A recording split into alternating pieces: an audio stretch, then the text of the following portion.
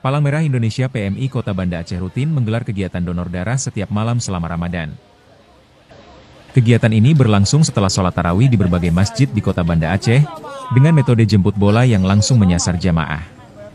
Langkah ini dilakukan untuk membantu memenuhi kebutuhan darah bagi pasien yang sedang menjalani perawatan di rumah sakit.